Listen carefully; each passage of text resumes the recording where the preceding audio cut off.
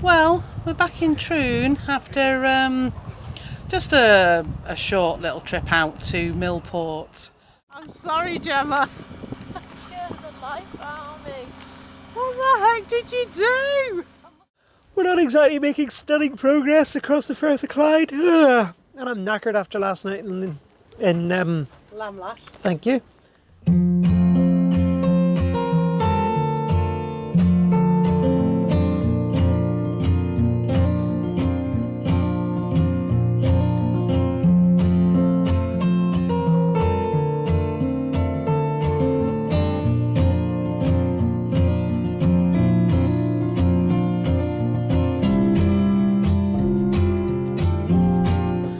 Well, we're not staying in Lamlash. We had a particularly bad night's sleep. The wind turned easterly, and the moorings here outside Lamlash are not good with an easterly wind direction. So Beverly and I are quite exhausted because Beverly was up about 3 or 4 times looking at the mooring lines, just trying to see if we can get slightly more comfortable sail, but everybody has left and we are now leaving too. Okay, so what's the issue, Bev? We're a lot lower on diesel because we had to do more motoring than we expected yesterday because we had no wind in the middle of the Irish Sea, which is a bit of a rarity, but there you go. And given the conditions today, an eighth of a tank, we're talking about leaving on marginal tank, and we're not the sort of people who like margins. So we're going to see if we can get some diesel locally. It doesn't have to be a great deal, and we'll go from there. Well, a guy from Johnston's Marine came out and didn't give us, he sold us some fuel, which is really nice because it just means that you're not having to lug diesel cans and all that sort of stuff around, because diesel cans are going to be awfully heavy. It was bad enough lifting it onto the deck, wasn't it, Bev? He did most of it. He did most of the lifting onto the deck. He did the heavy lifting. But it's just sort of like, it's nice to know that people will come out here at Lamlash if you need things like fuel and stuff like that. So it's just good information to know.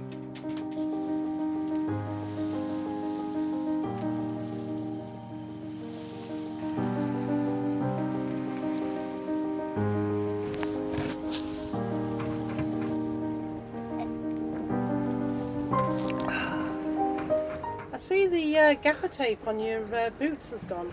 What's happened? I couldn't get my foot into the boots because the gaffer tape didn't let the rubber expand. And I needed boots last night, so I ripped them off. I really should put a bit of gaffer tape over the gaping great hole that I've got, but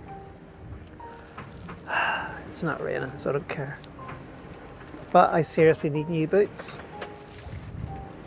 If you feel you wish to donate a pair of size 8 or 9 Gill ladies sailing boots, then yeah, go for it. You know, I normally take an 8, but for extra woolly socks it's a 9, so, you know, need a bit of room for the woolly socks. I think you're being a bit cheeky there, girl. No, I'm being hopeful.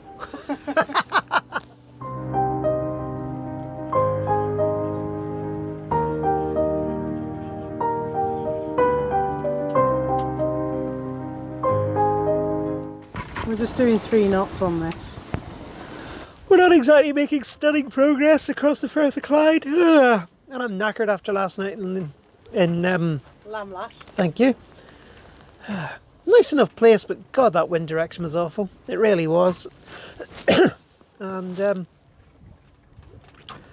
noise those lines make when it hits against the anchor, oh lordy, you don't want to be there. It is horrible. But I'm going to invest in more nylon lines. I like nylon lines. They've got stretch. Salty Lass likes her nylons, and I like it when Salty Lass wears her nylons because it makes a more comfortable night's sleep. And we might have bounced less. Those mooring lines we have got a lot of snatch in them because they've got absolutely no give whatsoever. They're great for throwing. They're brilliant throwing lines. Couldn't fault them. But for mooring, yeah, not really that keen on them. Still tired, aren't you, Bev? I'm absolutely done in. So I'm beginning to understand why some people take their anchors off when they go on mooring balls. I can see why they do that, because just banged against the anchor, boing, boing. It was like the Battle of Doom. It was terrible. We're doing about 3 or 4 knots, something like that. Don't know what it is. Troon's over there somewhere. Lamlash is that way somewhere. And there's a big airplane up in the sky. Don't know what it's doing. Going to Prestwick probably.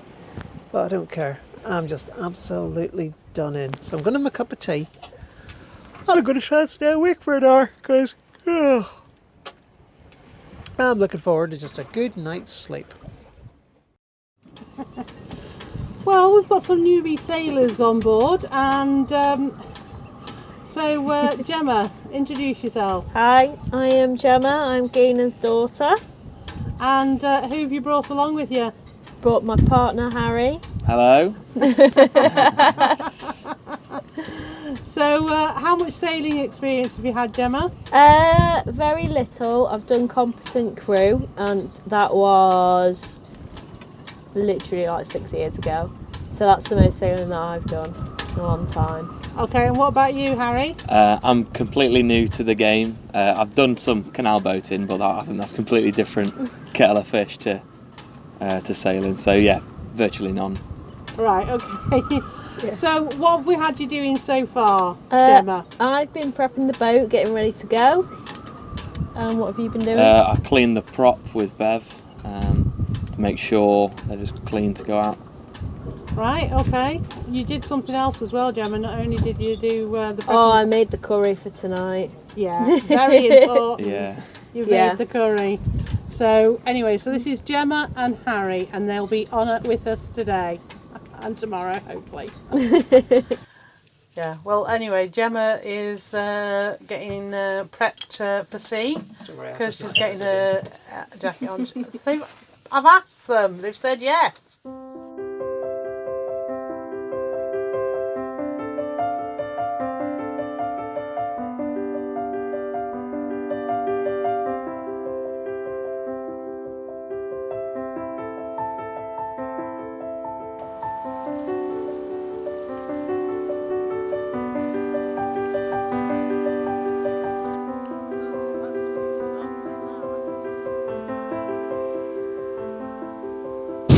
I'm sorry, Gemma. Scared the life out of me. What the heck did you do? She might have pulled the manual inflation tab. Where is it? It's the little red thing that hangs down. It's a little, see this? If it catches in something. I tell you what though, you literally can't even move your neck. You're like this. No wonder you wouldn't sink. Yeah, it flips you under your back. Can someone help me undo this? Yeah, let me be a second check. Yeah, sorry, let's just... Solid, you're like... So what on earth did you do, Gemma? I think your manual inflation, when I inspected it, your manual inflator has gone inside. You don't know. No. I think as Bev says, I think your manual inflation went off, didn't it? Yeah. So, That was rough. was that rough? Yeah. Was that... It was a moment of excitement, admit it.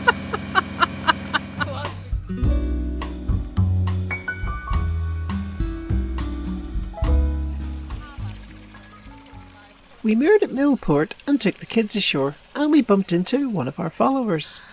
So Kevin, if we go up to the Butte, where would you recommend us go? Oh, I think probably at the top of Butte at Tinnabrook, I would think you would probably be better going to the Cames Hotel for an overnight mooring. It's lovely there. Yeah. Well, that sounds like good advice to me. We will see what we do, but if we go that way, we'll have a try. All right. Okay. Thanks, Kevin. Well, last time we were here at Millport, I remember saying I was very impressed with the moorings. Well, it's so clear today that we can actually see under the water. And I'm just going to show you the tackle under the water. If you want to come here at £10 a night, it's you can guarantee, I can tell you now, the ground tackle is well and truly up to the job. And have you taken our intrepid visitors ashore? I've taken our intrepid visitors ashore. They're going to be hopefully blogging their experience. No idea if that's going to come out, but hey ho, we've got to try. But yeah, it's just so pleasant just to be somewhere warm and sunny. And Gemma's going to be furious because I think I can see a seal sitting on the beach. Yeah, well, if there is, I will show her the seal on the way back. Right. Yay! Just drifting away. Great. So, we're at Millport. So, Gemma, what did you see at Millport? We saw Crocodile Rock and we went to the cathedral and had a little walk around there. Walked along the seafront and then we stopped off for an ice cream. Yeah. Yeah, very nice. Gemma and Harry were only staying for a short visit, so next day it was back to Troon so that they could pick up their car and go.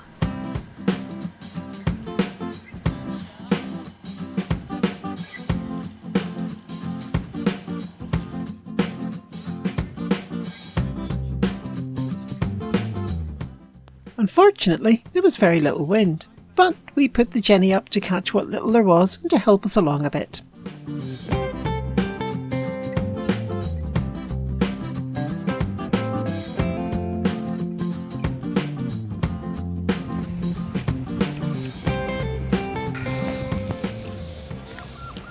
Well, we're back in Troon after just a short little trip out to Millport.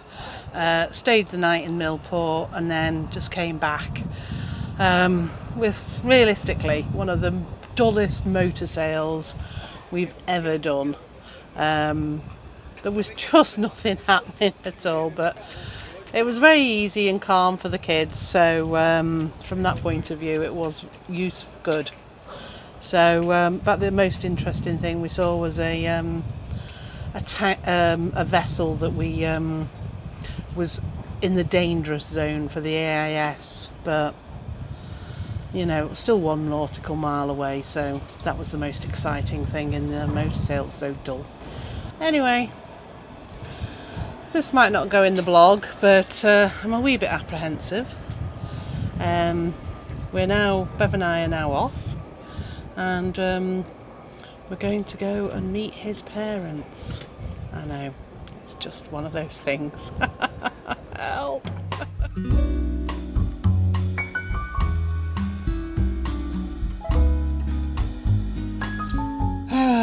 So what's going on today then? Well, we've taken a chill pill because we've been running around like headless chickens, sort of like my daughter came with her partner, and we were hoping that they were going to be with us for a few days, but it was like, no, we're only staying 2 nights. So Crikey, that didn't miss us by much. There's a boat just went past. These things happen. Are you going to go and watch some yachty TV then, Bev, as they moor up? You kidding? Get out of my bed? But no. But no. But in the end, they stayed 3 nights. So we were in Troon, came up, did a bit of sailing, stayed on a mooring for 1 night, and went back. And then we went and saw his mum. So it was like, oh, you know, the next stage in life, etc., etc. But we've got more guests turning up, and we need a chill pill. Gonna have a couple of days just bugger off. Yeah. Tell you what, I'll have a look at the yachty TV through the kitchen window, and that way I don't have to go outside in the wind. That sounds like a plan. All right.